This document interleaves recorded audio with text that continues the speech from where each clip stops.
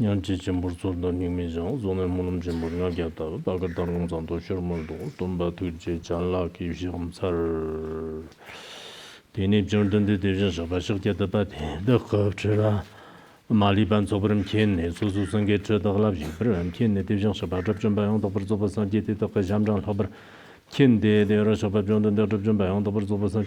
Dédala tapa paran kenne di tse kunga tsena dan le jang de nam kala ju so kurje bote to tamje jang tan le lane tarmo jerde jondun de la ta jang ko do de ni jondun de rumbu chimchut chimbo nam kala de ba de shiri bi sormo sa we ne shi go de ni lo ni so so dong so de star khwe na chong chir chimbur gu bar chimbo chabi khtan ba shong ne so so Yeva Jenda, Jordan de Rumbo Chimchitin Chimbo, Rigi Sormo, Winnie Shieste, Galerim Zato, Salim Zato, Division Shabarumbo Chimchurtin Chimbo, Dev Shimatar de Dene, Division Shabarab Jimbayan, the Borzobasangi, Renchin Mang, Sanke Chalaji, Kirmojon, Gun, Scamjan, Mariuber, Chirter Tangan Zamlat Number Jiba Division, the Snarte, and Darkadaji. Камня. Дартар Дартаржи Джондан де Шахтята бат тамби чупа макарбо чудир намранда лабраша па лаксо Джондан де Шахтята ба чуди тамби чу па макарбо чудир намранда шапа ян ласо Джондан де тамби чу па макарбо чудир намранда нямби ширда ко ондргон важи сонсо тени коржи ботеда Джондан де Тежан шабажап чумба онда борзобасан деренчин макарачи ачапчу Яртончог Мамбоне Йонсом Нингаленде Батерке Сумба Тони, Мумсер, Рмат Тердети, Цена, Джондан de Tevin Shabajab Jumbayan, the Berzobasan Gerenchen, Mandam, Jondan de Tevin Shabajab Jumbayan, the Berzobasan Gishakata Balhada, Mi Ramboche, Pungbe Mumbroctoro, then Jondan de Tevin Shabajab Jumbayan, the Berzobasan Gerenchen, Mankanga, Jondan de Tevin Shabajab Jumbayan, the Berzobasan Shakata Basanki, Tretela, Alche, Peradarte.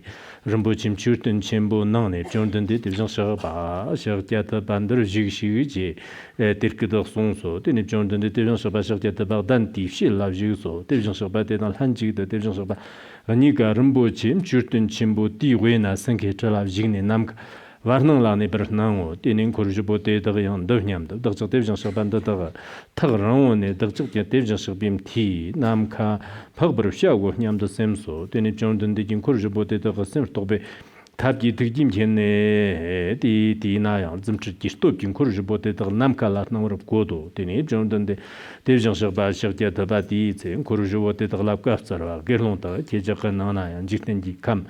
Manje Pandara, Tambi Chupa Makarbu, Chuji Namjanda, Yantabran Chapter to a Soyoda, Division Shabam Munsum de Jeu, Din the Tice, Tichetago, Ticendogo, Gerlonta, Division Shabatambichu, Pamakarbu, Chuji Namjanda, Jarte, Yonsum Yangan Davran Dodo, Tini, Jondan de Gite, Skada Six Jabanda of Gasardo, Gerlonkan, Jemba Chanche, Yangan and the Renchin Children.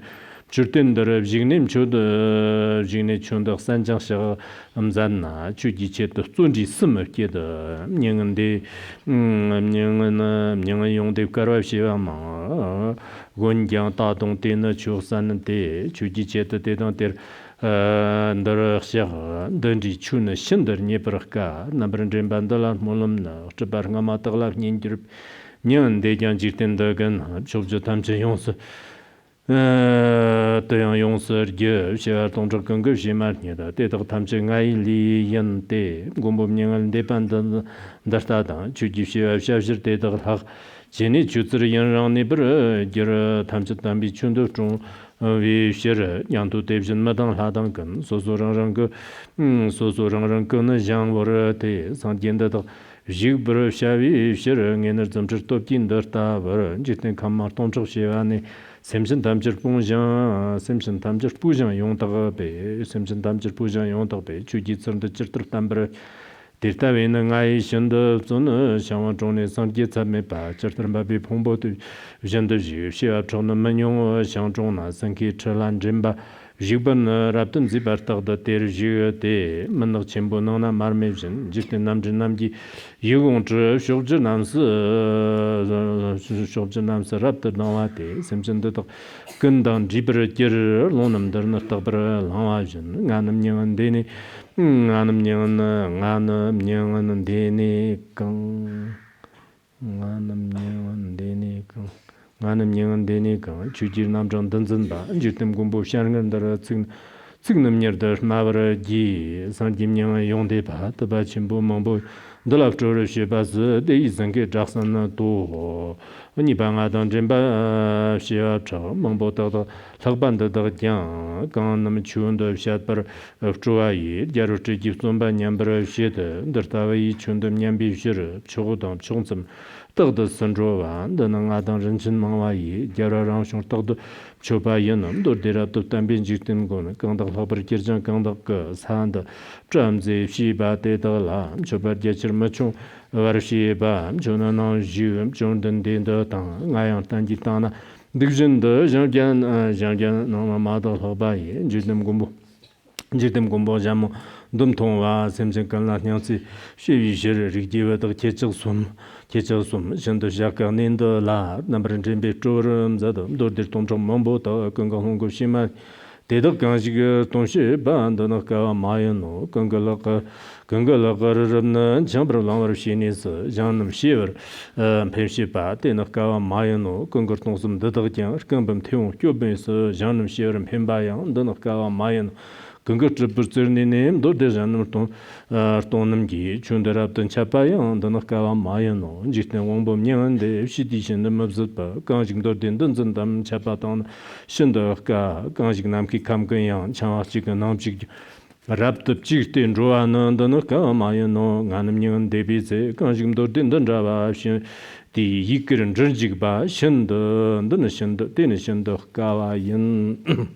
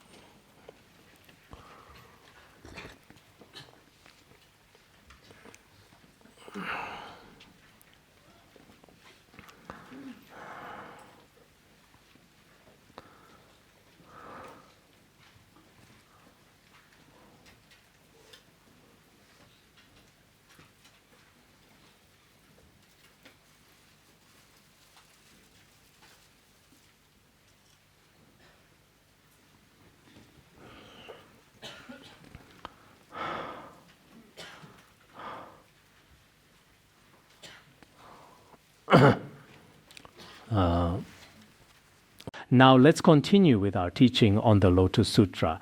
As we're teaching the Lotus Sutra, most of our listeners are being very attentive and engaged.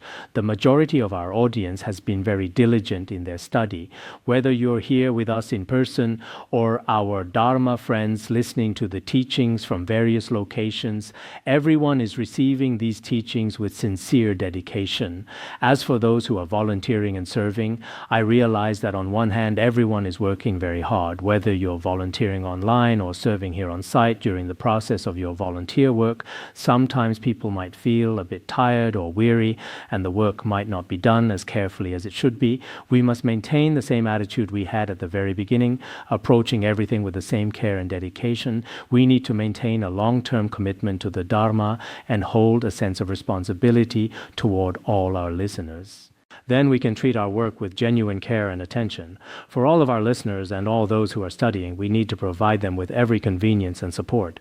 This mainly depends on the technical skills of our current volunteers, their wisdom and their abilities. If even a few individuals become a bit lax or inattentive in their work, in such situations, the listeners below are actually affected to a certain degree. Because now, our way of teaching and transmitting the Dharma is not just limited to an audience present in one location. education as it was in the past. There are many, many more people involved now.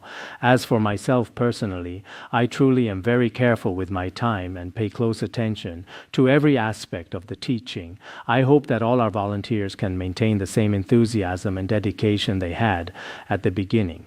This attitude should be sustained continuously. Ideally, we should maintain this dedication over the long term. If it's truly not possible to maintain this long term, then at the very least throughout the entire process of teaching one text or studying one treatise, we must see it through from beginning to end with excellence. This is extremely important. Now let's continue with our teaching on the Lotus Sutra. We're currently teaching the chapter on the appearance of a jeweled stupa. In this chapter on the appearance of a jeweled stupa, yesterday we already covered the part where everyone gathered to behold the form of Prabhutaratna Tathagata. Our teacher, Shakyamuni Buddha, also arrived at the scene, and Shakyamuni Buddha's emanations from the east, south, west, and north, countless emanation Buddhas from the 10 directions all arrived at this gathering, all came to this place, and the attendant bodhisattvas of each of these Buddhas came to pay their respects to Shakyamuni Buddha. Everyone gathered together here, and everyone requested that the stupa be opened. Before I continue, let me share a story. In the records of the Lotus Sutra's miraculous responses, there's a story. In the past, there was a Dharma master who ordained as a monk when he was very young.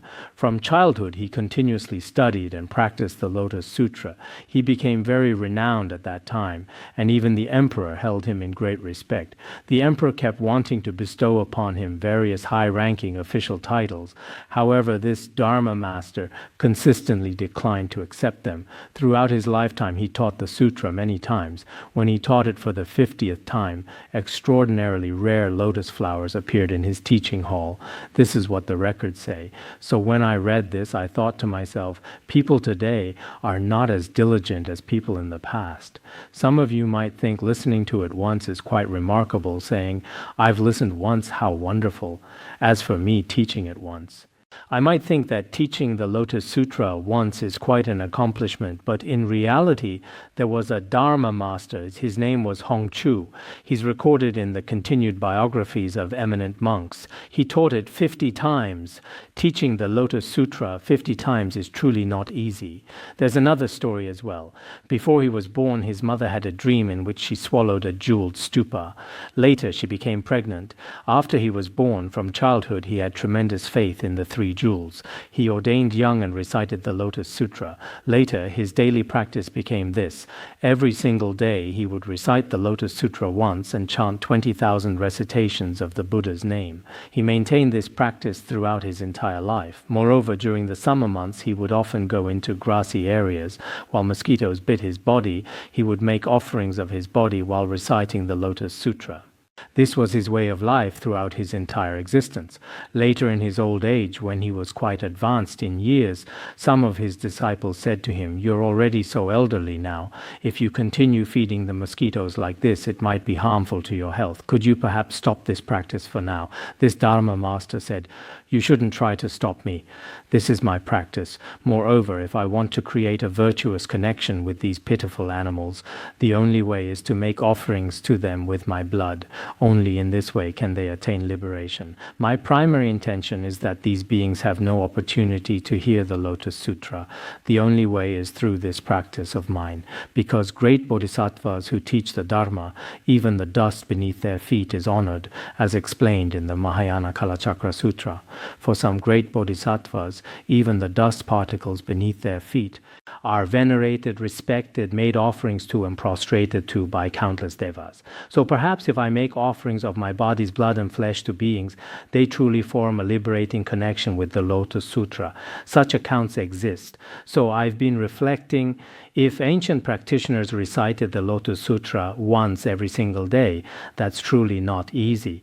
We currently recite it daily, and I recite for close to 10 minutes or more every day.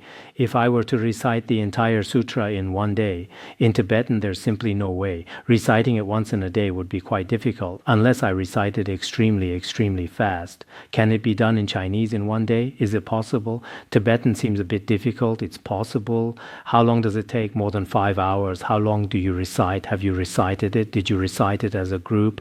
Did your class recite it together at the Buddhist Academy? In the past, right? When you were at Mount Juhua, that's quite good then. All right, I understand. So if you recite it once per day, at the fastest it would take 5 hours. 5 hours plus reciting 20,000 Buddha names. Ancient practitioners were truly very diligent. By comparison, we modern Buddhists might not be as disciplined. Sometimes we are quite scattered. There truly is a difference. This can be clearly seen. Now let's continue with the original text. Earlier we discussed how all the Buddha's emanations gathered together. At this time, Shakyamuni Buddha saw that his emanation Buddhas had all arrived at this place. Each one was seated upon their own magnificent lion throne. Everyone wished to hear the voice of the Buddhas. They also wanted the jeweled stupa to be opened, that is to say, when they all came, on one hand everyone wished to hear the Vajra lion's roar of Prabhutaratna Tathagata. At the same time, everyone also wished for the jeweled stupa to be opened. At this moment, Shakyamuni Buddha first rose from his own seat. He gradually ascended into space and finally remained suspended in the sky. Because the jeweled stupa was hovering in the sky, at this time the Buddha was also suspended in space. All the fourfold assembly of disciples, when they saw Shakyamuni Buddha ascending into space, everyone joined their palms in respect and gazed single-mindedly at the Buddha, waiting expectantly. At this moment, Shakyamuni Buddha, because he had already ascended into space, with his right finger, gradually opened the jeweled stupa. When the jeweled stupa was opened, an extraordinarily loud sound emerged from within. This sound was like the sound of a great city gate opening, producing a naturally resounding, thunderous sound.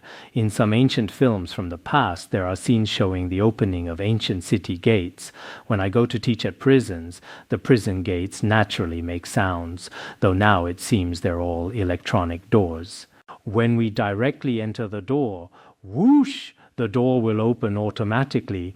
Then inside, things that look like iron nails automatically emerge. After entering, the door is already sealed. All prisons nowadays are like this. But these are just very small courtyard gates. What about city gates? In ancient historical films, there are scenes of city gates opening, right? It's the same in India and also in Xi'an. It's like the opening of a city gate, like the opening of a closed gate, producing an extraordinarily loud sound. At this moment, all beings saw, because when the door of the jeweled stupa opened, all beings could see the form of Prabhutaratna Tathagata. The form of Prabhutaratna Tathagata was seated on a lion throne within the jeweled stupa. Moreover, his entire body was undecayed. The Tibetan text says his entire body was like the flesh bodies we see today. His body appeared to have gradually dried, as if preserved. It seems the Tibetan includes the two words dried up. He hadn't disintegrated like some meditation masters who enter samadhi. For tens of thousands of years, for countless eons, he remained as if abiding in deep meditation. At this time, Prabhutaratna Tathagata emitted this sound from his Dharma body. Excellent, excellent. Shakyamuni Buddha, please expound the Lotus Sutra. I have come here to listen to the Lotus Sutra. The Tibetan version says, excellent Shakyamuni Buddha, excellent Shakyamuni Buddha. It doesn't include quickly expound. I've seen some Chinese commentaries that say quickly expound the Lotus Sutra. This word quickly doesn't necessarily mean with great speed, does it? The Tibetan says, please excellently proclaim the Lotus Sutra. That's what the Tibetan seems to say. So it says, excellent Shakyamuni Buddha, excellent Shakyamuni Buddha, please expound the Lotus Sutra. I have come specifically this time to listen to the Lotus Sutra. If it said quickly expound, it would feel as if Prabhutaratna Tathagata were in a great hurry. Quickly expound, quickly, I need to leave. Perhaps it's because in various worlds there are many Buddhas teaching the Lotus Sutra, and he might need to go listen elsewhere too. Perhaps that's the case. But regarding this word quickly, I wonder if there's another meaning. Please take another look. I've looked at one or two commentaries and some past Lotus Sutra commentaries that suggest quickly expound the Lotus Sutra. I must leave. At that time he didn't say anything else. Only words of praise for Shakyamuni Buddha. He is Prabhutaratna Tathagata, a Buddha from the past. Ultimately, he also, according to the conventional cycle of life, the Buddha had already passed into parinirvana. Normally, aside from the remaining relics, there would be nothing else. But in reality, a Buddha who has entered parinirvana still continues to benefit beings and still comes to hear the Dharma. This is something we should perhaps to contemplate deeply. It's a new topic worthy of reflection. After the Buddha's parinirvana, in reality, he hasn't simply ceased to exist. His wisdom should still remain, or his spirit continues to exist. Moreover, the manner in which he exists is extraordinarily rare and wondrous. At this moment, what did the fourfold assembly see? They beheld the form of the Buddha who had entered parinirvana countless thousands of myriads of kotis of eons ago, and they heard the words he spoke. The Tibetan says at this time everyone heard this, but when we explain this, we can say they beheld the form of a Buddha who had entered parinirvana so many eons ago. This Buddha's form, Prabhutaratna Tathagata, and they heard his excellent teachings, they heard his instructions. Upon hearing this, everyone felt it was extraordinarily and unprecedentedly rare. A Buddha who had passed into parinirvana so long ago, today at Shakyamuni Buddha's Dharma assembly, they beheld this Buddha's actual body and heard his voice.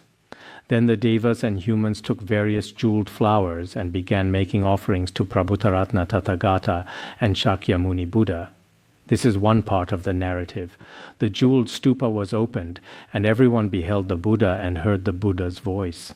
At this moment, Prabhutaratna Tathagata, inside the stupa, offered half of the lion throne on which he was seated to Shakyamuni Buddha, saying to him, "Shakyamuni Buddha, please come sit here." Originally, he was sitting like this, and then he offered half the seat, inviting Shakyamuni Buddha to come inside the jeweled stupa. "Let us sit here together." At this time, Shakyamuni Buddha also entered the jeweled stupa and sat on half of the lion throne.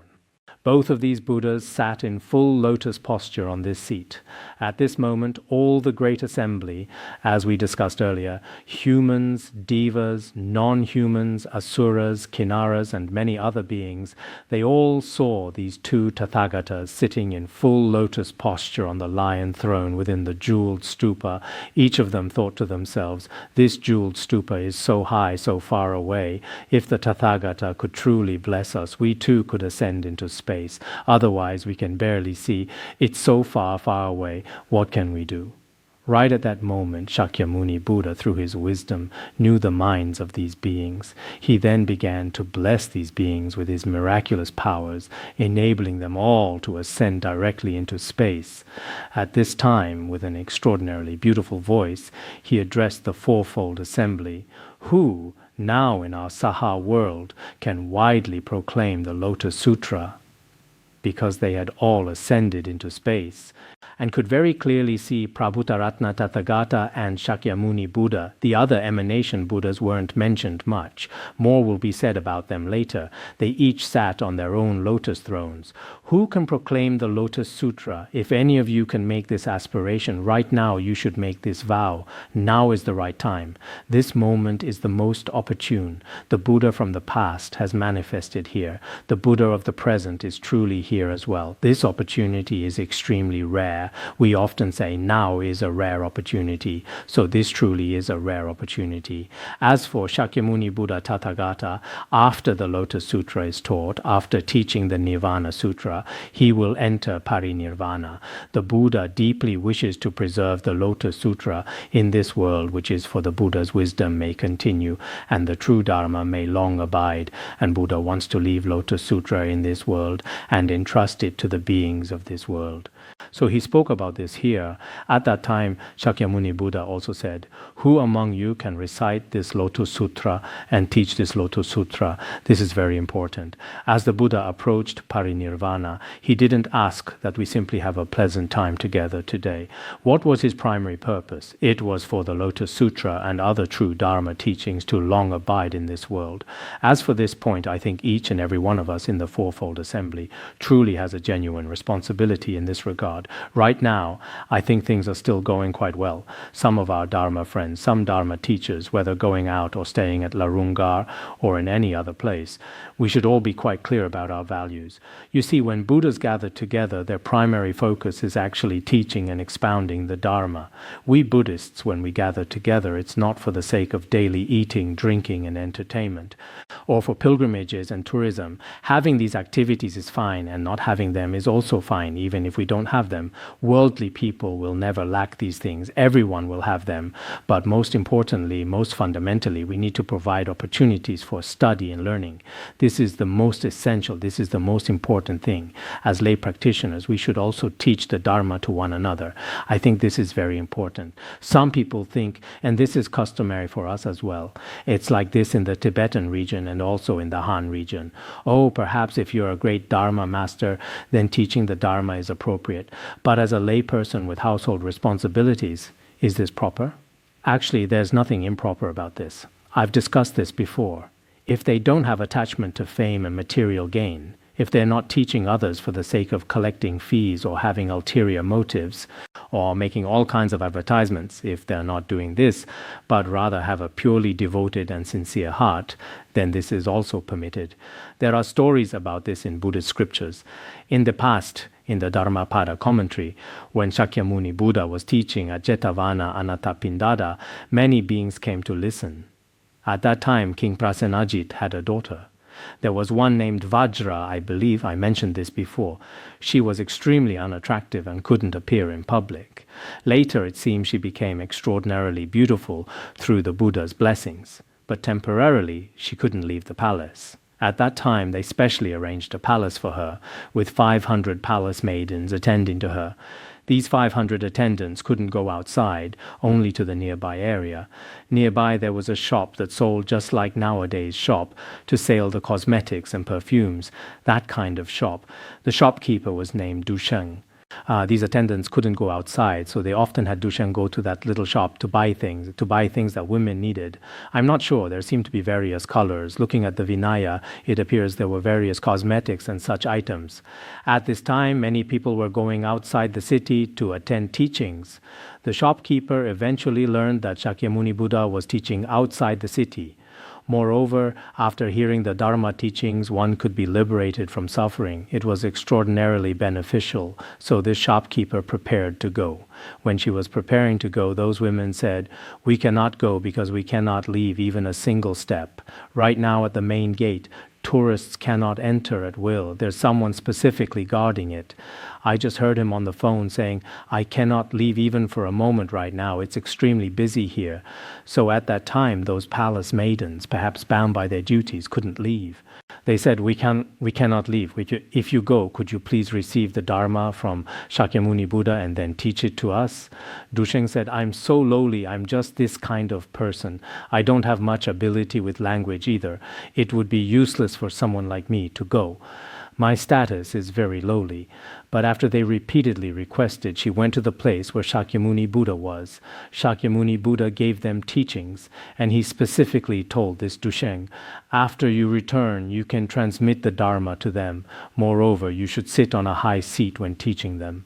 This is for the sake of the Dharma's preciousness. If sitting at the same level, everyone would think, 'She's just like me, what's special about that?' Actually, in transmitting the Dharma, having the Dharma seat slightly elevated has profound meaning. Shakyamuni Buddha specifically arranged this, allowing her to return and teach. After she returned, each of those 500 attendants took their garments. I'm not sure, perhaps the garments were rather thin. India is quite hot after all. They stacked 500 garments there and then had Dusheng sit on top of them to teach. They had been waiting at home, like children awaiting their mother's return, like children eagerly awaiting their mother's return, watching anxiously for her. When she returned, she taught them the Dharma. After hearing the teaching, all of them attained the fruit of stream entry. So from this story we can see that actually some of us who have lay status, if they don't have afflicted motivations, they too can use the Buddha Dharma to guide and teach beings. This is also permitted. So what are we discussing here? In the future, spreading the Lotus Sutra is extremely important for each and every person. In the story we discussed earlier, the Buddha urged everyone, Having the true Dharma long abide is extremely important, and each person should have this responsibility. Next, the Buddha restates this meaning by proclaiming it in verse form. The Holy Lord, the world-honored one, Prabhutaratna Tathagata, entered parinirvana a very long time ago, thousands of myriads of kotis of eons ago. Yet now, still within this jeweled stupa, he comes here seeking the Dharma. So as human beings, needless to say, why should we not be diligent? A Tathagata from so many eons in the past, because of the merit and importance of the Buddha Dharma, has come here to hear the Dharma. The Saddharma Smrtyupasthana Sutra says, among the merits of hearing the Dharma in samsara and beyond, hearing the Dharma is foremost. One should always draw near and listen to the Dharma with focused attention, because the merit of hearing the Dharma is so tremendous, whether in this worldly existence or for transcending the cycle of birth and death. The merit of hearing the Dharma is inconceivable. So when we have this opportunity to draw near to spiritual teachers, we must listen with wholehearted attention and complete focus. Receiving teachings through listening is very important. Therefore, you see here, how can people not be diligent for the Dharma? A Buddha who entered parinirvana such a long time ago now comes here in physical form to listen to the teachings. So for us as human beings, now with all 6 faculties complete, being diligent like this for the Dharma on site, why would this not be necessary? We should indeed be diligent in this way, because after we hear the Dharma truly, I believe I've quoted this passage from the Saddharma Smrtyupasthana Sutra before. Through hearing the Dharma, we can eliminate some of our negative thoughts. By hearing the true Dharma, one can cease unwholesome actions. By abandoning unwholesome actions, one always abides in peace and security. Because after hearing the true Dharma, unwholesome actions can be abandoned. Because unwholesome actions are abandoned, we beings can constantly attain happiness. I often say this as well. Why is it that when we're teaching, even though the listener's mind might be quite troubled at that moment, except for a very small number of people, the mind settles down and becomes more focused on the Dharma. And as the teacher at that time, my mind also easily focuses on the Dharma. So each and every one of us should increase our joy in study, contemplation, and meditation in the things we love. This is very important. So this Buddha entered parinirvana countless eons ago, yet now still, wherever the Lotus Sutra is being taught, he goes everywhere to hear the Dharma. His physical body, or perhaps this stupa of relics, he comes in this form to hear the Dharma. So we also know that hearing the Dharma is extremely difficult to encounter. This Buddha, because of his original vow, because of the power of his aspirations, even after entering parinirvana, still goes to various places. Wherever the Lotus Sutra is being taught, he constantly comes to hear the Dharma. The power of aspiration is very important. Because of the power of aspiration, not only did this Buddha hear the Dharma when he was alive, but even after his own Dharma teaching period has completely ended, after it has ended, he still goes to other Buddhas to hear the Dharma. This is his aspiration power. You see, aspiration power is truly very important. If we are to make aspirations, what kind of aspirations should everyone make? Starting from this very life, I will propagate the Lotus Sutra. Each of you can make this aspiration. Once you've made this aspiration, if you really cannot find any disciples in this lifetime, as I mentioned yesterday, one meditation master taught the Lotus Sutra to a pile of stones. This is also possible. When you recite, or in the summertime when there are many animals in the grasslands, where there are many ants nearby, if you transmit the Dharma there, you've also become a great teacher. Because of his aspiration power, Shakyamuni Buddha said, "My emanations, countless Buddhas, numberless as the sands of the Ganges, have also come here to hear the Dharma." Because the Buddha's emanations from the east, south, west, and north are so numerous, they are as numerous as the sands of the Ganges. So many Buddhas have also come here to listen to the Lotus Sutra. If Tathagatas listen to the Dharma, then the Bodhisattvas will definitely come to listen the Dharma as well. No need to mention Bodhisattvas. So, for Manjushra Bodhisattva and Avalokiteshvara Bodhisattva certainly need to hear the Dharma. If Bodhisattvas hear the Dharma, then no need to mention the Śrāvakas and Pratyekabuddhas. If Śrāvakas and Pratyekabuddhas need to hear the Dharma, then others will come to listening the Dharma. So we'd best not be arrogant. Some lay practitioners, some people, if they have a little wisdom, say, I don't need to listen to teachings, I'm quite remarkable. Some Dharma teachers are like this as well. Before they became Dharma teachers, they still loved the Dharma quite a bit, but after becoming a Dharma teacher, Kenpo or Kenmo, suddenly their interest in hearing the Dharma disappears. I'm a Dharma teacher, how could I be a listener? But sometimes you see even Tathagatas go to each other. In order to hear the Dharma, they go to another Tathagata. So as for us humans, after all, some of us haven't even attained the fruit stage of a Bodhisattva. We've merely obtained certain titles, including our current study group leaders. Some are quite arrogant, while some are truly excellent. As for this, we don't need to pass judgment. Those nearby and we ourselves should be clear about this. What is our mind truly like? Are we sincerely propagating the Buddha Dharma, or are we relatively lazy, or are we just putting on appearances without truly making much effort? We should all be clear about these things ourselves. So these emanations of the Buddha, on one hand they came here to hear the Dharma, on the other hand they came to see the physical body of Prabhutaratna Tathagata, who had entered parinirvana. Because of this, each of them left behind their own extraordinarily beautiful and magnificent lands, as well as their own disciples in various places. You see, the many Buddhas from the east, south, west, and north, all of them, in order to hear the Dharma, have already left behind all their own disciples and lands. Moreover, during this process, there were also many devas, humans, nagas, spirits, and so forth. Many beings who also came here to make offerings to Prabhutaratna Tathagata and these Buddhas, and for the sake of the Dharma abiding long in the world. Just now, quite a few Tathagatas came, and then ordinary devas, yaksas, and so on. These beings also came here on one hand to make offerings to the Tathagatas, to make offerings to these Buddhas and the stupa, and so forth. These were the reasons they all came here. Because of this, Shakyamuni Buddha, for the sake of these Buddhas having Vajra lion thrones beneath the Bodhi tree, used his miraculous powers to transfer countless beings to other lands, causing the entire Saha world realm to become pure. Moreover, the various Buddhas who came from different places each sat beneath a Bodhi jewel tree. When each Buddha sat beneath his own tree, it was extraordinarily magnificent. Because the entire Trichiliocosm had no uneven mountains, rivers, and so forth, none of these at all. It was like a pure pond, just as lotus flowers are often in ponds, bloom after bloom, extraordinarily magnificent. The Buddhas were like lotus flowers, extraordinarily magnificent. Moreover, beneath these jeweled trees, these Buddhas all sat upon lion thrones. The body of each Buddha on the lion throne emanated light. It was like at night in the darkness, when extraordinarily large torches are burning one after another. In this dark world, when each Buddha's body emitted immeasurable light, it was extraordinarily magnificent. Moreover, from the bodies of those Buddhas came wonderfully fragrant aromas that pervaded all the lands of the 10 directions. Countless beings bathed in these wonderful fragrances, all rejoiced greatly. All beings were filled with tremendous joy.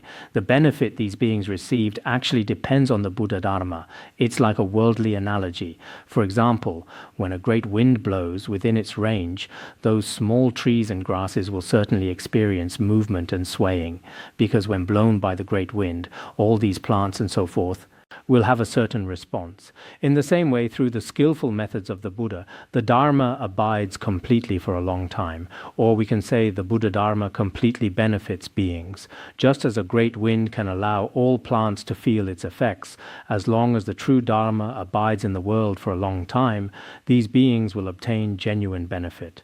So this is very important. The compendium of essential points from the Bodhisattva Practice Gate Sutras also says, when the Dharma abides for a long time, the realms of devas and humans become full, while the number in the lower realms decreases.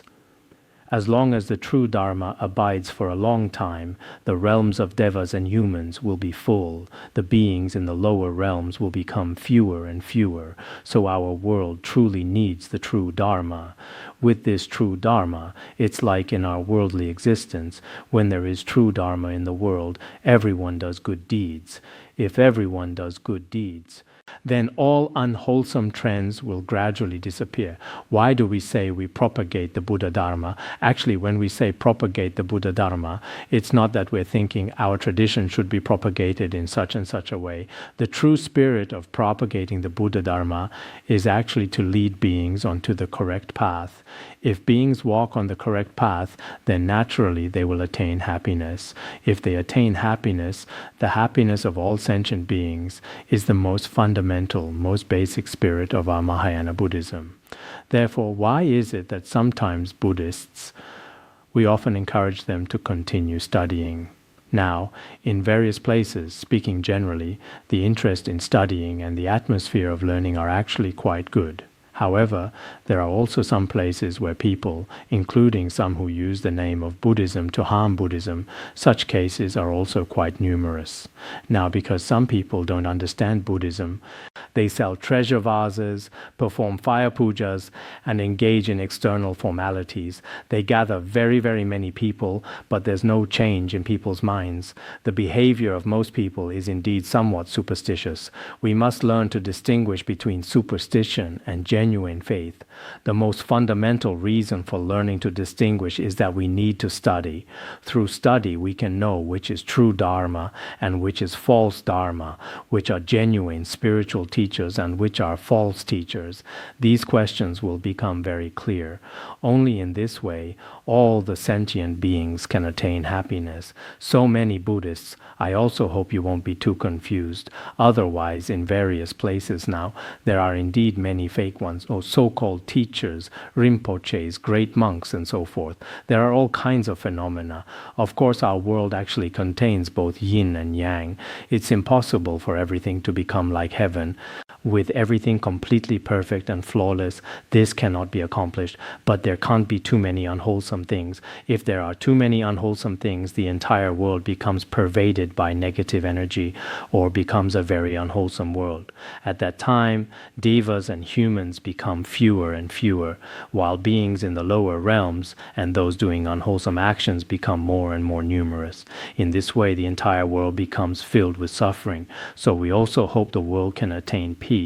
In the world, there are all kinds of wars and famines. Truly, the conditions in some countries of the world now are particularly pitiable. So I think we still need everyone to have genuine wisdom to guide these beings. Then the Buddha told this great assembly, after my parinirvana, who can protect, read, and recite the Lotus Sutra, who can read, recite, and expound the Lotus Sutra to others. Today, in the presence of the Buddha, you should make great vows and speak your vows yourselves. I hope we too should make such vows. Throughout whatever remains of our lives, or indeed through all our future lives, we will propagate the Lotus Sutra. Making such a vow from the depths of our hearts is very important. You see, such vows are very important.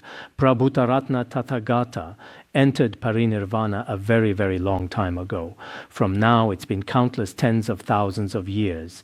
Yet, because of the power of his great aspirational vows, even now within the jeweled stupa, he utters such a lion's roar. This is something everyone has directly heard. Prabhutaratna Tathagata and I, Shakyamuni Buddha said, my body and my emanations have all gathered here. Everyone should understand that all of you should also make such vows in the future to propagate the true Dharma. You must make aspirational vows to propagate the Lotus Sutra in the future. Life after life, never be separated from the Lotus Sutra. Every time I teach this class, I truly feel very joyful. The reason for this joy is that so many of you have encountered the Lotus Sutra. This is an extraordinarily, extraordinarily joyful matter. As for myself, before leaving this human world, to teach it once, perhaps I can complete it if nothing unusual happens. If I can complete it truly during this lifetime, to read it once, teach it once, and study it once, this would be extraordinarily meaningful. Obtaining this human life should be extraordinarily meaningful. He said you should understand our meaning. The meaning is that if you make aspirational vows, you see, whether Prabhutaratna Tathagata or I or all the emanations, on one hand, we have faith in the Lotus Sutra and make these vows. On the other hand, in the future, we will benefit beings among all the children of the Buddha. Who among you can protect the Lotus Sutra? If you wish for the Lotus Sutra to be protected, you should now make great vows. So if we make great vows, we can cause the Buddha Dharma to abide in the world for a long time. So as we just discussed, the teachings of the Buddha are truly very difficult to hear. The Mahayana Sutra of the Buddha's requital of kindness states, "The world-honored one is extremely difficult to encounter. The wondrous Dharma is also difficult to hear. The world-honored one is extraordinarily rare to encounter. This Buddha Dharma is also extraordinarily difficult to hear as well. Although we haven't personally seen the world-honored one's physical body, we have seen his Buddha Dharma.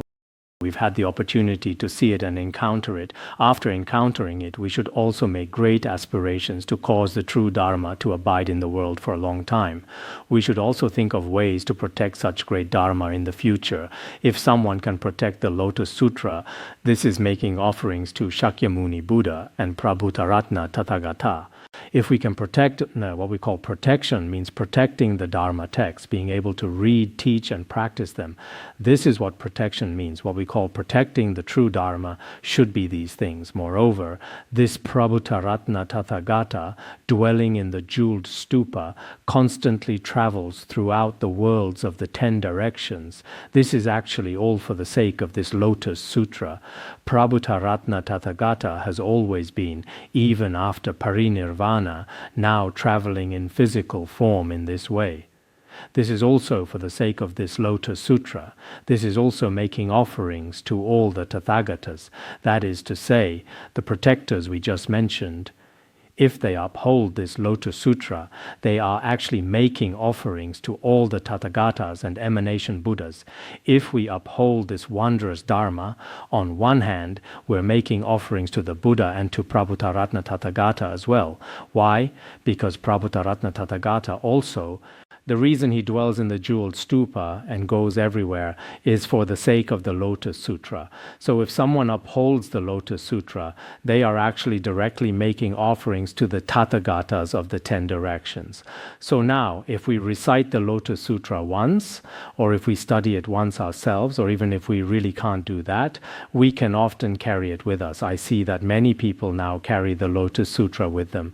But I think people tend to love what's new and discard what's old. When I was teaching the verse summary of Prajnaparamita before, many people carried the verse summary of Prajnaparamita with them. Now they've all thrown away the verse summary of Prajnaparamita and switched to the Lotus Sutra.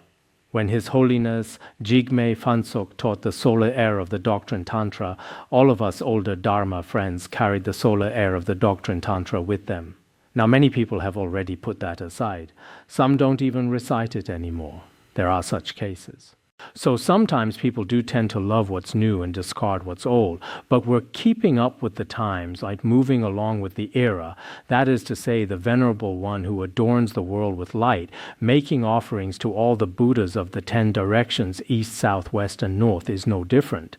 If someone expounds this sutra, it means they have seen me, Shakyamuni Buddha, and have also simultaneously seen Prabhutaratna Tathagata, and have also seen all my emanation Buddhas. So whoever can teach the Lotus Sutra, such a person can say, I have seen Shakyamuni Buddha, I have seen Prabhutaratna Tathagata, I have seen the Tathagatas of the 10 directions. Ah, you've really seen them? Seen them? How did you see them? Because I teach the Lotus Sutra. How does teaching the Lotus Sutra mean seeing Prabhutaratna Tathagata? This is what the Buddha said.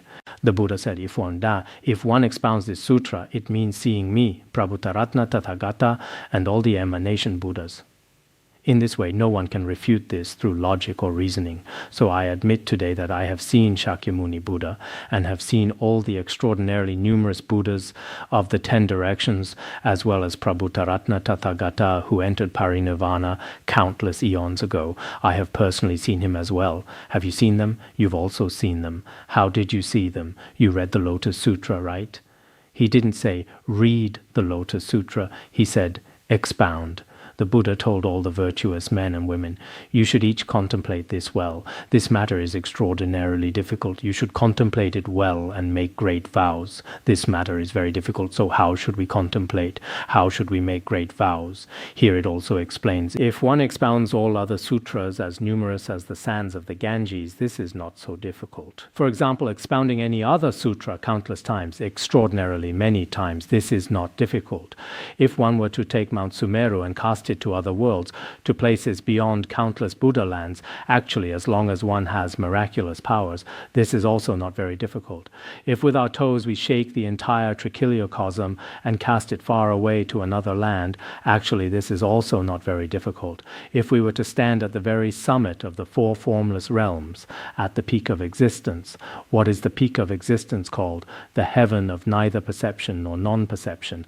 Many people don't know what the heaven of neither perception nor non-perception means. Those who haven't studied the Abhidharma Kosha don't know what the heaven of neither perception nor non-perception is. If one were to dwell at the peak of existence and expound all kinds of countless boundless sutras to everyone, countless other sutras, this is also not difficult.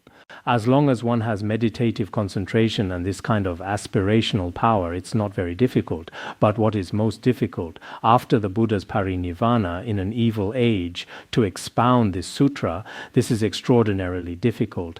After the Buddha's parinirvana, among these unwholesome beings, if one expounds the Lotus Sutra, the obstacles are also very great, with difficulties in every aspect. Indeed, last year, during a period of teaching the Lotus Sutra, I even thought, should I give up? There are such great difficulties. Even some of my best students who had been listening to teachings for over 10 years, they suddenly changed just like that. This is so difficult. Should I not teach it? Indeed, perhaps because the blessings are so great and the merit is so tremendous, I've been teaching the Dharma for over 30 years, including Tantric teachings. Of course, the Tantric teachings are meant to be kept confidential. Each time I teach Tantric Dharma, unlike some other teachers who are very public about it, I'm not like that. Generally, I have quite high requirements, such as completing the 500,000 preliminary practices, and in many other ways. Perhaps that's why. But I've taught many tantric teachings before, and I've never encountered such great difficulties like now. Later, I almost did give up. But then, at a critical moment, sometimes relying on, perhaps I shouldn't say this, but I can say it, relying on my guru's dreams, my own experiences, including some slight intuitive feelings about the Dharma protectors, I ultimately didn't give up. I picked it up again and continued teaching, because during that period I didn't know what to do. Generally, when some people betray me or something like that happens, it's nothing much. But sometimes when events occur that are very difficult to accept, it's truly quite difficult. So I myself feel that other teachings aren't so difficult to give. But the Lotus Sutra, especially teaching this Dharma in this current degenerate age, truly has many difficulties. This point is also discussed in the Buddhist scriptures. If after the Buddha's parinirvana in an evil age, one can expound this sutra, this is truly difficult. Suppose someone were to grasp all of space in the palm of their hand and then travel around the world. This would not be difficult. But this is very difficult. How can all of space be grasped in one's palm? This is very difficult. But here it says this is not difficult. What is uniquely most difficult? It's that after my parinirvana, if someone writes down the Lotus Sutra, upholds it, or expounds it to others, this is most difficult. Also, if someone were to take all the earth's soil and place it all on their tiny toenail, such a tiny toenail, and then ascend to the Brahma heaven realm, actually this is not difficult. What is uniquely most difficult? The Buddha said, after my parinirvana in an evil age, if someone reads this sutra even for a short time, this is also extraordinarily difficult. So these examples, of course, some use extraordinarily difficult to imagine analogies to tell us. When ordinary worldly people speak, they say things like, this isn't difficult, such and such, but this is very difficult. So sometimes in analogies, there are also hypothetical elements included. But from another perspective, indeed, teaching other Dharma is also not difficult, and reading other sutras is also not difficult, because the merit of this sutra is completely different from all others. Moreover, there are not many Buddhist sutras are like the Lotus Sutra, which is so highly valued by so many Tathagatas. Such a sutra is also extraordinarily rare. So when we encounter the Lotus Sutra, we should also, everyone can say we're quite fortunate. Everyone should, on one hand, rejoice. At the same time, I hope that having obtained such a precious human life, throughout what remains of our lives, we will propagate the Lotus Sutra. We must make this aspiration, especially in the Han regions in the past, throughout the Tang dynasty, the Sui dynasty, as well as the Song, Ming, Yuan, and Qing dynasties. The situation of propagated the Lotus Sutra was still relatively good.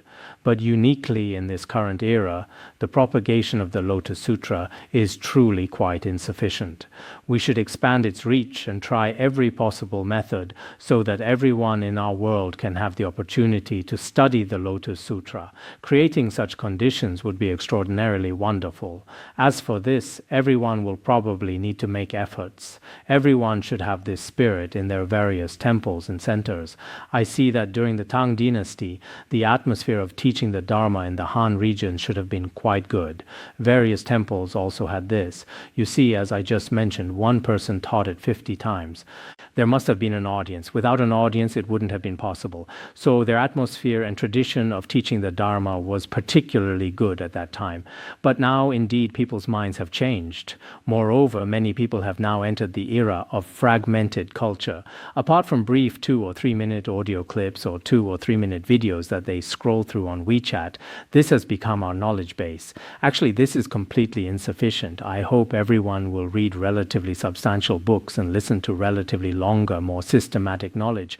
However, those of you who are listening to the Lotus Sutra, whether Dharma friends or Buddhist friends, you're all still doing quite well. You've all maintained this throughout.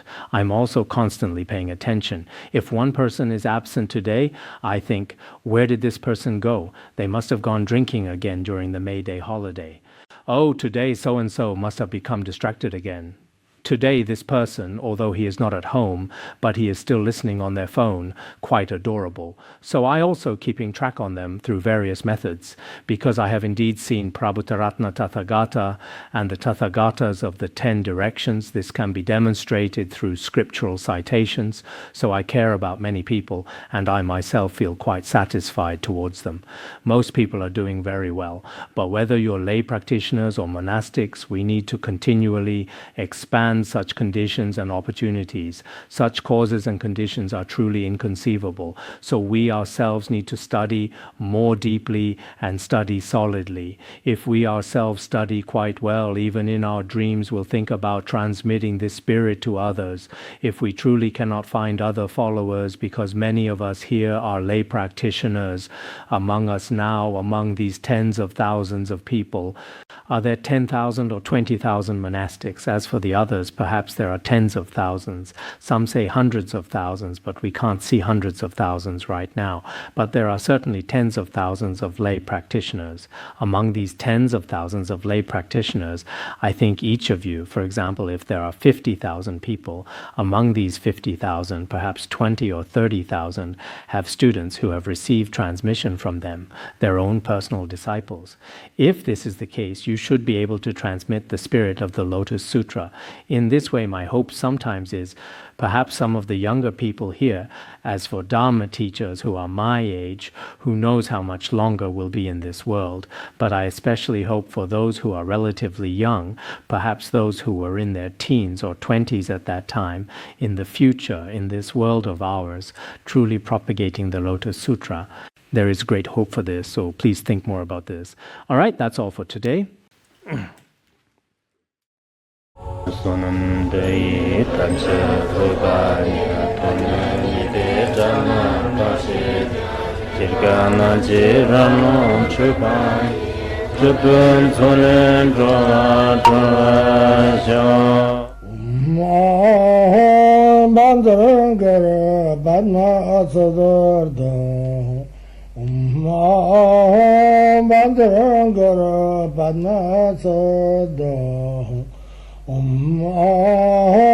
Bandara Banma Sodargye